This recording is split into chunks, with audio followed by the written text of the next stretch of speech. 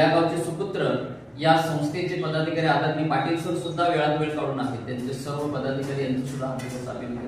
आणि खऱ्या अर्थाने या प्रशालेचं नाव या ठिकाणी गगनापर्यंत पोहोचवण्याचा अहोरात्र मेहनत घेणारे या प्रशालेचे सर्व अध्यापक वर्ग आणि तुम्ही समोर बसलेले विद्यार्थी मित्रमैत्रिणी. खरं तर या ठिकाणी एखाद्या संस्थेचं वार्षिक स्नेह संमेलन म्हणजे त्या ठिकाणी त्या शिक्षकांचं आणि विद्यार्थ्यांचं प्रगती पुस्तकच असतं.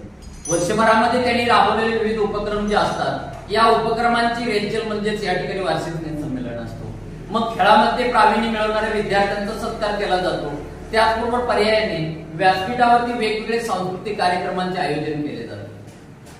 आज या क्रीडा स्पर्धेचं बक्षीस वितरण करण्यासाठी तुम्ही मला बोलवलं. मला एवढाच अभिमान वाटतो की खेळामध्ये या ठिकाणी जीवनामध्ये जसं खेळाचं महत्व आहे तसं खेळामध्ये नियमांचं महत्व असतं. आणि ज्या वेळेला एखादा खेळाडू मैदानामध्ये उतरतो मग तो सांघिक असू दे